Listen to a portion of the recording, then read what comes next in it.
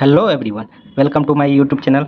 आज की वीडियो में बिहार दरोगा का सेट लगाते हैं। इससे पहले 9 सेट अपलोड कर चुके हैं बिहार दरोगा का। यदि आप वो नहीं देखे हैं तो आप मेरे प्लेलिस्ट में जाके देख सकते हैं। प्लेलिस्ट का लिंक डिस्क्रिप्शन बॉक्स में दिया हुआ है। आइए देखते हैं।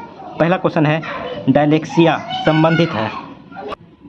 डायलेक्सिया जो है किससे संबंधित है? ऑप्शन देख लीजिए। बेमेल अक्षरों को पढ़ने में कठिनाई से, हार्ट से, बच्चों की एक प्रकार की बीमारी से, वृद्धों की बीमारी से। तो देखिए, डायलेक्सिया जो है ये बेमेल अक्षरों को पढ़ने में कठिनाई से ये संबंधित है। क्वेश्चन नंबर 2 देखिए, भारत का मानक समय रेखा किस शहर होकर गुजरती है? तो भारत का मानक समय रेखा जो है किस शहर से होकर गुजरती है? तो ये इलाहाबाद से होकर गुजरती है।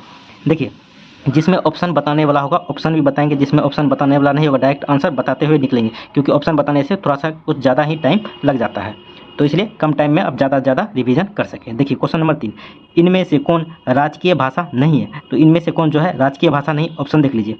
कश्मीरी है, संस्कृत है, राजस्थानी है, मैथिली है। तो इनमें से जो है राजकीय भाषा नहीं वह राजस्थानी होगा। क्वेश्चन नंबर 4 देखिए, भारत के कितने प्रतिशत लोग कृषि पर आधारित हैं? तो भारत के कितने प्रतिशत लोग जो है कृषि पर आधारित है? तो ये 55% जो है कृषि पे आधारित है भारत की जनसंख्या।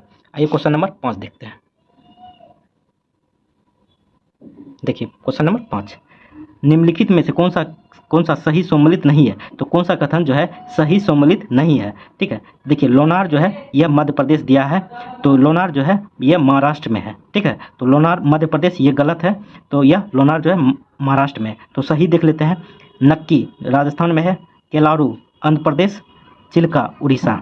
आइए क्वेश्चन नंबर 6, इनमें से कौन भिन्न है? तो इनमें से जो है कौन सा शब्द भिन्न है? ऑप्शन देख लीजिए। जाफना है, हल्दिया है, थिम्पू है, गढ़चिरौली है। देखिए ये सब जो है भारत के जगह का नाम है, भारत में स्थित है। थिम्पू जो है भारत से बाहर है, भूटान में, भूटान का राजधानी थिम्पू है। क्वेश्चन नंबर 7 देखिए, अंतर्राष्ट्रीय न्यायालय में न्यायाधीशों की संख्या कितनी है? तो अंतर्राष्ट्रीय न्यायालय में न्यायाधीशों की संख्या कितनी है? तो 15 है। ठीक है, तो अंतर्राष्ट्रीय न्यायालय कहाँ पे है? तो ये हैग में है। ठीक है, तो देखिए कुछ जान लीजिए अंतर्राष्ट्रीय न्यायालय के बारे में कुछ स्पेशल। देखिए अंतर्राष्ट्रीय न्यायालय में जो भाषा का उपयोग किया जाता है, तो 2 ही भाषा का उपयोग किया जाता है, एक अंग्रेजी, दूसरा फ्रांसीसी। अभी टोटल जो है अंतर्राष्ट्रीय न्यायालय में सदस्य की संख्या 193 है।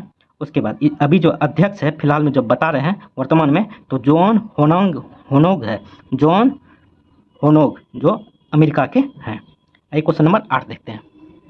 निम्नलिखित में से कौन सी जगह रेल सामग्री नहीं बनाई जाती है? तो कौन सी जगह जो है रेल की सामग्री नहीं बनाई जाती? ऑप्शन देख लीजिए। वाराणसी है, कपूरथला है, चेन्नई है, मुंबई है। तो मुंबई में रेल की कोई सामग्री नहीं बनाई जाती है, बाकी 3 जगह पे बनाई जाती है। आइए क्वेश्चन नंबर 9 देखते हैं। देखिए क्वेश्चन नंबर 9 देखिए, निम्नलिखित में से कौन सा जोड़ा सही सम्मिलित है? तो सही जोड़ा कौन सा सम्मिलित है? सही। ठीक है, तो देखिए तुलबुल परियोजना हिमाचल प्रदेश, ये गलत है। तुलबुल परियोजना जो है कहाँ पे है? ये जम्मू कश्मीर में तुलबुल परियोजना। श्रीशैलम परियोजना तमिलनाडु दिया हुआ है। श्रीशैलम परियोजना जो है तमिलनाडु में है, सही है। देखिए श्रीशैलम परियोजना जो है ये गलत है। देखिए पापनासम परियोजना कर्नाटक दिया हुआ है, तो पापनासम परियोजना जो है तमिलनाडु में है, याद रखिएगा तमिलनाडु में। उकाई परियोजना गुजरात में, ये सही है। ठीक है, उकाई परियोजना गुजरात में, और सही ही मांग रहा था। एक क्वेश्चन नंबर 10 देखते हैं। इनमें से कौन गेहूं फसल के संदर्भ में सही है? तो गेहूं के फसल के संदर्भ में कौन सा कथन सही है? तो देखिए अक्टूबर नवंबर में बुआई तथा मार्च कटाई होती है। तो अक्टूबर नवंबर में गेहूं की बुआई होती है और मार्च में जो है गेहूं को काट लिया जाता है। तो ऑप्शन 1 नंबर ही सही है। आइए क्वेश्चन नंबर 11 देखते हैं। देखिए यदि आप कोलकाता से कन्याकुमारी जाते तो कौन से स्थान से नहीं गुजरते? यदि आप कलकत्ता से कन्याकुमारी जाइएगा तो आप कौन से स्थान से नहीं गुजरिएगा? तो ऑप्शन देख लीजिए। भुवनेश्वर है, चेन्नई है, सोलापुर है, विशाखापट्टनम है। देखिए भुवनेश्वर, चेन्नई और विशाखापट्टनम से आपको गुजरना होगा, सोलापुर से नहीं। सोलापुर इधर महाराष्ट्र की साइड पड़ जाता है। क्वेश्चन नंबर 12 देखिए, चेरापूंजी तथा जयंतिया जनजाति किस राज्य से संबंधित है? तो चेरापूंजी और जयंतिया जनजाति जो है किस राज्य से संबंधित है? तो ये मेघालय से संबंधित है। क्वेश्चन नंबर 13 देखिए, माले किसकी राजधानी है? तो माले किसकी राजधानी है? तो ये मालदीव की राजधानी जो है माले है। आइए क्वेश्चन नंबर 14 देखते हैं। देखिए जापान ने द्वितीय विश्व युद्ध में कब आत्मसमर्पण किया था? तो जापान ने द्वितीय विश्व युद्ध में कब आत्मसमर्पण किया था? तो ये 14 अगस्त 1945 ईस्वी को आत्मसमर्पण किया था। आइए क्वेश्चन नंबर 15 देखते हैं। देखिए क्वेश्चन नंबर 15, 1 ग्राम वाले पदार्थ का तापमान 1 डिग्री सेल्सियस बदलने के लिए आवश्यक ऊष्मा की मात्रा को क्या कहते हैं? तो 1 ग्राम वाले पदार्थ का तापमान 1 डिग्री सेल्सियस से बदलने के लिए आवश्यक ऊष्मा की मात्रा को क्या कहते हैं? तो इसे विशिष्ट ऊष्मा कहते हैं। क्वेश्चन नंबर 16 देखिए, नीलगिरी की पहाड़ी क्षेत्रों में किसकी खेती की जाती है? तो नीलगिरी की पहाड़ी क्षेत्रों में किसकी खेती की जाती है? तो यह कॉफ़ी की खेती की जाती है। कॉफ़ी की खेती नीलगिरी की पहाड़ियों में की जाती है। क्वेश्चन नंबर 17 देखिए, संयुक्त राज्य अमेरिका के किस जहाज ने जापान के हिरोशिमा पर अणुबम गिराया था? तो संयुक्त राज्य अमेरिका के किस जहाज ने जापान के हिरोशिमा पे अणुबम मतलब परमाणु बम गिराया था? तो उस जहाज का क्या नाम था? तो एनोला गे उस जहाज का नाम था। क्वेश्चन नंबर 18 देखिए, एक गतिशील बस में एकाएक ब्रेक लगाने बस सवारी आगे की ओर झुक जाता है, किस नियम का पालन करता है? तो कि एक गतिशील बस में एकाएक ब्रेक लगता है तो सवारी आगे की ओर झुक जाता है, तो यह न्यूटन की किस नियम का पालन करता है? तो न्यूटन का प्रथम नियम का पालन करता है। क्वेश्चन नंबर 19 देखिए, एक मनुष्य का तापक्रम 60 डिग्री सेल्सियस है तो इसका तापक्रम फ़ारेनहाइट में क्या होगा? तो एक मनुष्य का तापक्रम 60 डिग्री सेल्सियस है तो इसका तापक्रम फ़ारेनहाइट में क्या होगा? तो 140 डिग्री फ़ारेनहाइट होगा। आइए क्वेश्चन नंबर 20 देखते हैं।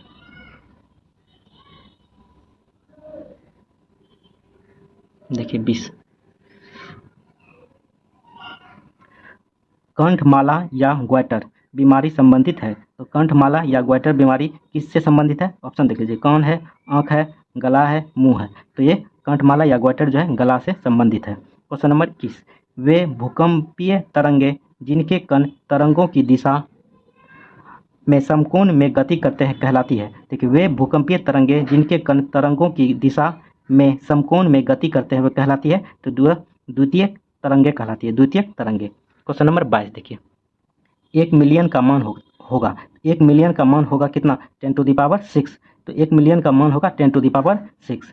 क्वेश्चन नंबर 23 देखिए, एक एवोगाड्रो संख्या का मान होगा, एक एवोगाड्रो संख्या का मान कितना होता है? तो यह 6.022 इंटू 10 टू द पावर 23 परमाणु होता है। एक एवोगाड्रो संख्या का मान होता है 6.022 इंटू 10 टू द पावर 23 परमाणु होता है। क्वेश्चन नंबर 24 देखिए, क्वेश्चन नंबर 24 देखिए, निम्नलिखित में सबसे पहला जीव मंडल आरक्षित क्षेत्र कौन सा है जिसे भारत में 1986 ईस्वी में स्थापित किया गया था? देखिए निम्नलिखित में सबसे पहला जीव मंडल आरक्षित क्षेत्र कौन सा है जिसे भारत में 1986 ईस्वी में स्थापित किया गया था? तो यह नीलगिरी का क्षेत्र है।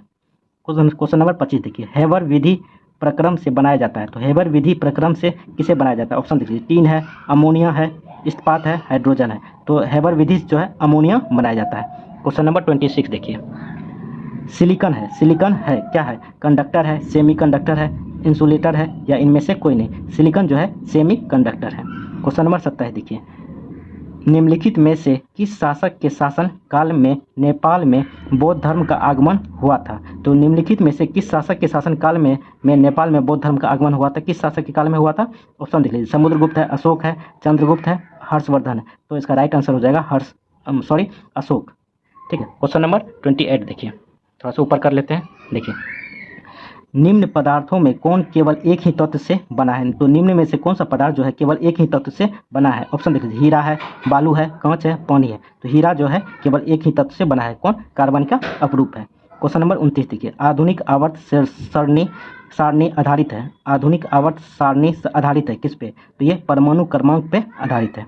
क्वेश्चन नंबर 30 देखिए, निम्नांकित में से किसकी अल्प मात्रा दांत को स्वस्थ रखने के लिए आवश्यक है? तो निम्नांकित में से किसकी अल्प मात्रा दांत को स्वस्थ रखने के लिए आवश्यक है? तो ये फ्लोरीन हो जाएगा। ठीक है। ऑप्शन देख लीजिए, जिंक है, फ्लोरीन है, मैग्नीज है, एल्युमिनियम है। तो फ्लोरीन जो है दांत को स्वस्थ रखने के लिए आवश्यक है। आइए क्वेश्चन नंबर 31 देखते हैं।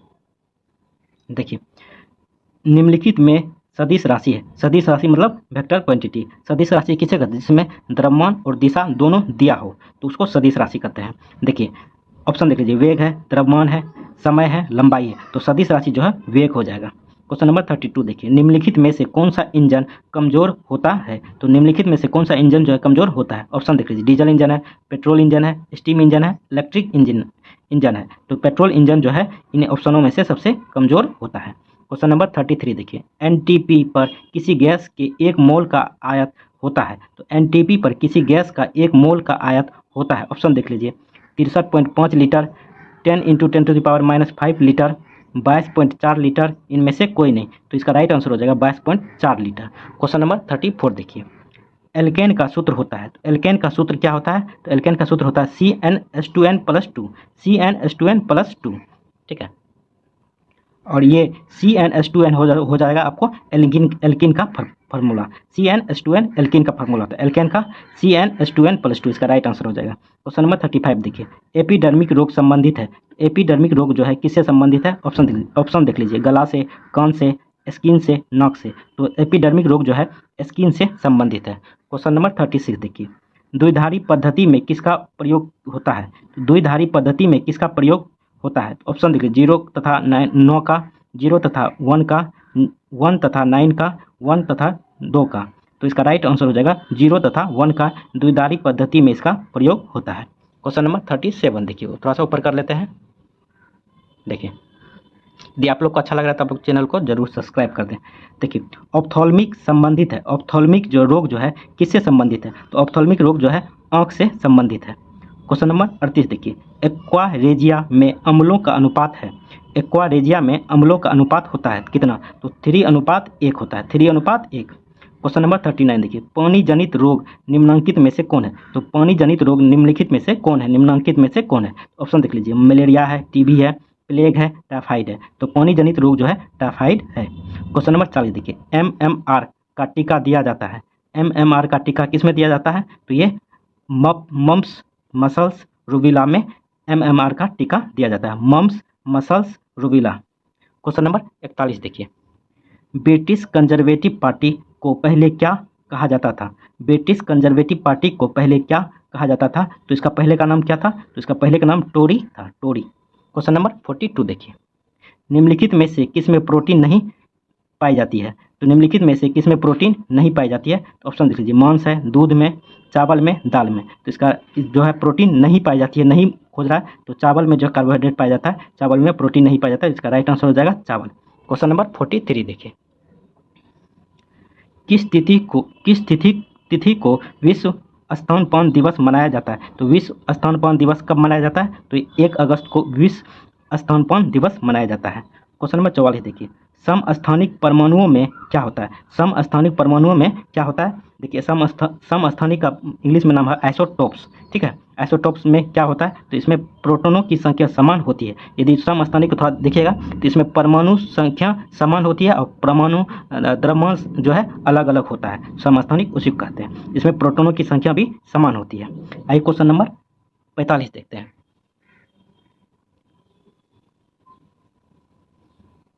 देखिए 45 देखिए, इनमें से कौन भिन्न है? तो इनमें से कौन सा भिन्न है? तो ऑप्शन देख लीजिए, प्रतिरोध है, धारिता है, कैलोरी है, अवरोध है। तो इनमें से जो है कैलोरी जो है भिन्न है। क्वेश्चन नंबर 46 देखिए, एक स्थिर चुंबक हमेशा दर्शाता है। तो एक स्थिर चुंबक जो है हमेशा क्या दर्शाता है? तो यह उत्तर से दक्षिण तथा दक्षिण से उत्तर की ओर दर्शाता है। क्वेश्चन नंबर 47 देखिए, निम्नलिखित में से वे स्थान कौन से हैं जो विश्व की सबसे ऊंची सड़क द्वारा जुड़े हैं? तो निम्नलिखित में से कौन सा स्थान वो है जो विश्व की सबसे ऊंची सड़क द्वारा जुड़े हुए हैं? तो लेह और श्रीनगर जो है विश्व की सबसे ऊंची सड़क जो है एक दूसरे से जुड़ा हुआ है। तो विश्व की सबसे ऊंची सड़क जो है लेह और श्रीनगर में ही है। क्वेश्चन नंबर 48 देखिए, यदि 100 वाट वाले 10 बल्ब प्रतिदिन 1 घंटा जलते हैं तो प्रतिदिन विद्युत ऊर्जा का उपभोग कितना होगा? तो कितना यूनिट खर्च होगा? यदि 100 वाट वाले बल्ब 10 बल्ब प्रतिदिन, तो 100 वाट वाले 10 बल्ब प्रतिदिन 1 घंटा जलता है तो प्रत्येक दिन कितना यूनिट विद्युत खर्च होगा? तो 1 यूनिट मतलब बिजली खर्च होगा। आइए क्वेश्चन नंबर 49 देखते हैं, थोड़ा सा ऊपर कर लेते हैं। देखिए, AU, AG, CU तथा Fe में सबसे अधिक तंतु होता है। देखिए, गोल्ड, सिल्वर, कॉपर और आयरन, ठीक ठीक है, इसमें सबसे अधिक तंतु किसका होता है, तो Au का होता है, यानी गोल्ड का होता है। क्वेश्चन नंबर 50 देखिए तंतु क्या होता है, जिसको खींच के लंबा कर सकते हैं सबसे ज़्यादा, तो ये गोल्ड को ही सबसे लंबा किया जा सकता है। क्वेश्चन नंबर 50 देखिए, जल की अस्थायी कठोरता किसकी उपस्थिति के कारण होता है। जल में जो अस्थायी कठोरता होता है ये किसकी उपस्थिति के कारण होता है, तो ये मैग्नीशियम बाइकार्बोनेट की वजह से होता है, मैग्नीशियम बाइकार्बोनेट। क्वेश्चन नंबर 51 देखिए, कठोर जल के संबंध में कौन गलत है, तो कठोर जल के संबंध में कौन सा कथन गलत है, ऑप्शन देख लीजिए। झाग नहीं बनता है, साबुन, गलत पूछ रहा है, ठीक है, याद रखिएगा गलत पूछ रहा है और गलत है, तो झाग नहीं बनता है तो ये बनता है, साबुन अधिक खिंचता है, सही है, मैग्नीशियम बाइकार्बोनेट की उपस्थिति होती है, ये भी सही है, आयरन पायराइट्स की उपस्थिति होती है, ये गलत है, आयरन पायराइट्स की उपस्थिति नहीं होती है। क्वेश्चन नंबर 52 देखिए, डिप्थेरिया रोग से ग्रस्त होता है, डिप्थेरिया रोग जो है शरीर के किस अंग को प्रभावित करता है, देख लीजिए, ऑप्शन देख लीजिए, गला है, आंख है, यकृत है, अग्नाशय है। डिप्थेरिया रोग जो है गला से संबंधित रोग है। क्वेश्चन नंबर 53 देखिए, जब कोई हवा का बुलबुला किसी झील एवं तलहटी से सतह तक आता है तो, देखिए जब कोई हवा का बुलबुला किसी झील एवं तलहटी से सतह तक आता है तो क्या होता है, तो यह आकार में बढ़ जाता है।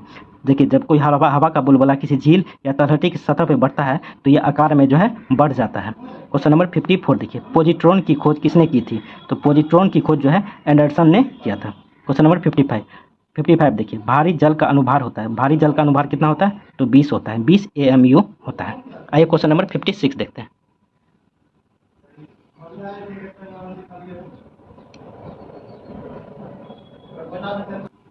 देखिए इंसुलिन पाई जाती है, तो इंसुलिन जो है किसमें पाया जाता है, तो ये डहेलिया के गांठदार मूलों में जो है इंसुलिन पाया जाता है, तो इंसुलिन पाया जाता है डहेलिया के गांठदार मूलों में।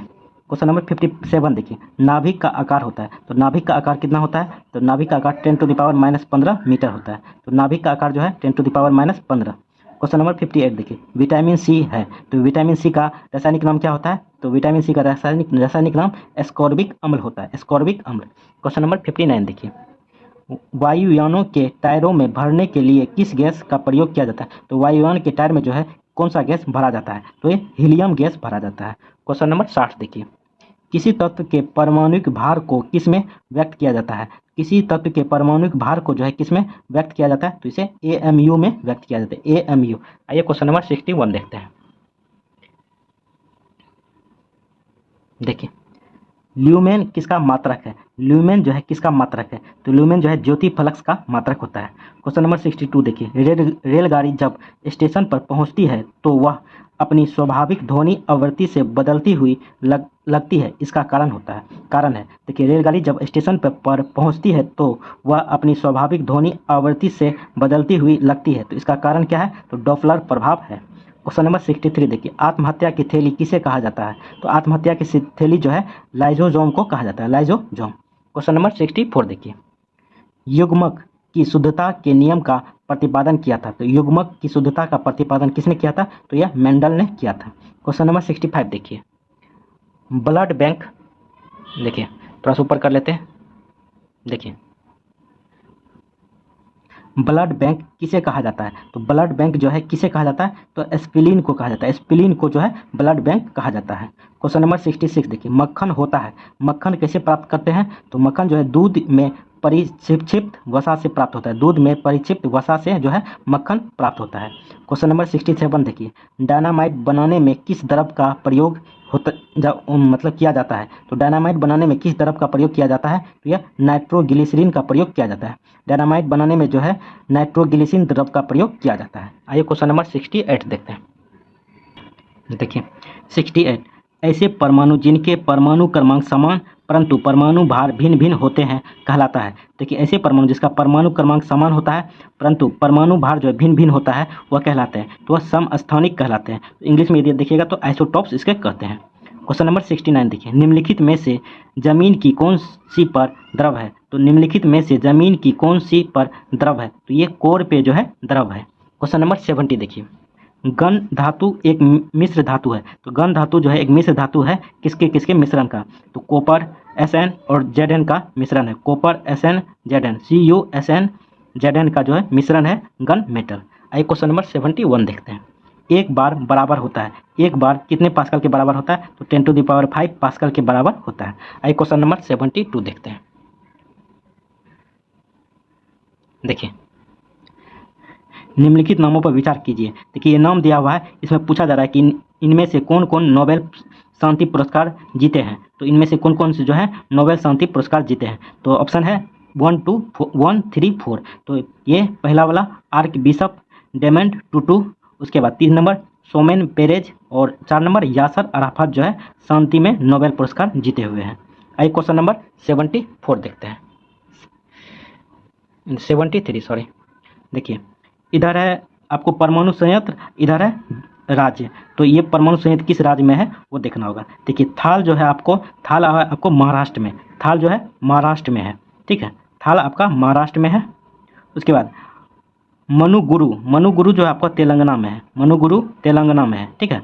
उसके बाद काकरापारा जो है आपको गुजरात में है, काकरापारा जो है गुजरात में है। और केगा आप लोग जानते ही हैं, केगा आपको कर्नाटक में है, केगा कर्नाटक में। देख लीजिए थाल जो है आपको महाराष्ट्र में है, थाल महाराष्ट्र में, मनुगुरु तेलंगाना में, काकरापारा जो है गुजरात में, केगा कर्नाटक में। आइए क्वेश्चन नंबर 74 देखते हैं।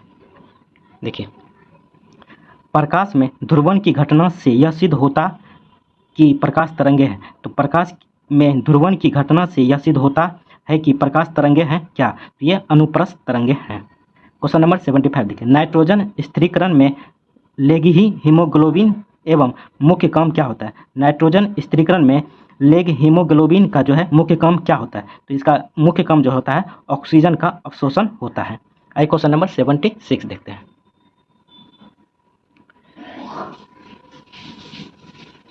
देखिए क्वेश्चन नंबर 76,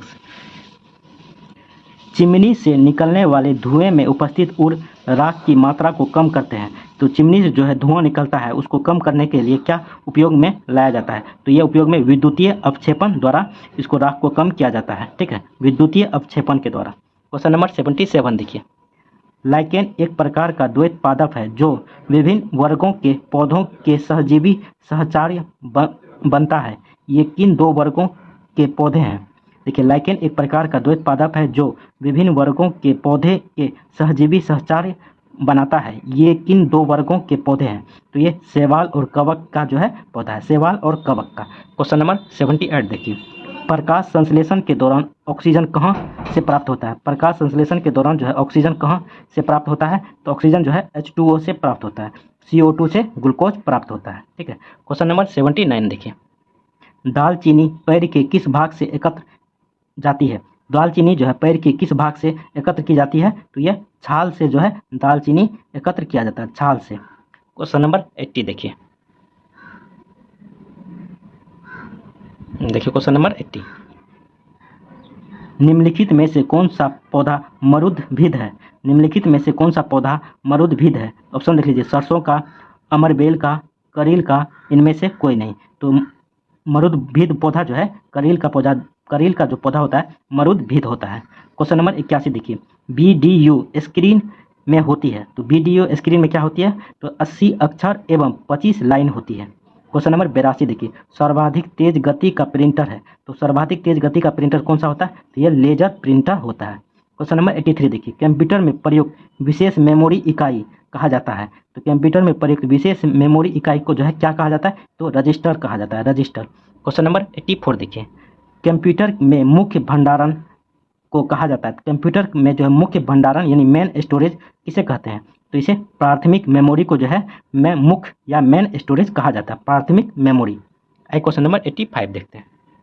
देखिए, राष्ट्रीय राजमार्ग प्रणाली की जिम्मेदारी होती है। तो राष्ट्रीय राजमार्ग जो बनाई जाती है तो यह जिम्मेदारी किसके पास होती है, तो ये केंद्र सरकार के पास होती है। राष्ट्रीय राजमार्ग प्रणाली की जिम्मेदारी जो है केंद्र सरकार की होती है। क्वेश्चन नंबर 86 देखिए, रुपया का सिक्का सबसे पहले किसने चलाया था। तो रुपया का सिक्का सबसे पहले जो है किसने चलाया था, तो इस शेरशाह सूरी ने रुपये का सबसे पहला सिक्का चलाया था, शेरशाह सूरी। क्वेश्चन नंबर 87 देखिए, इधर कर लेते हैं। देखिए 87, जैसे जैसे उत्पादन बढ़ता है औसत कुल लागत एवं औसत चल लागत में अंतर क्या होता है। जैसे जैसे उत्पादन बढ़ेगा, जैसे कोई कंपनी उत्पादन कर रहा है तो उत्पादन बढ़ेगा ठीक है। तो औसत कुल लागत और औसत चल लागत में क्या अंतर होगा, तो इसमें जो है घटता है, ठीक है, औसत कुल लागत जो है घटेगा। क्वेश्चन नंबर 88 देखिए, रुपये की परिवर्तनीयता का मतलब है। तो रुपये की परिवर्तनीयता का मतलब क्या होता है, देखिए रुपये को अन्य प्रमुख मुद्राओं में या उसके विपरीत रुपया का परिवर्तन करने देना। तो रुपये का परिवर्तनीयता का मतलब होता है रुपये को अन्य प्रमुख मुद्राओं में या इसके विपरीत रुपये का परिवर्तन करने देना। क्वेश्चन नंबर 89 देखिए, BMW एक कंपनी है, यह किस देश में स्थित है। तो BMW कहाँ की, किस देश की कंपनी है, तो ये जर्मनी की कंपनी है। BMW जो है जर्मनी की कंपनी है। आइए क्वेश्चन नंबर 90 देखते हैं।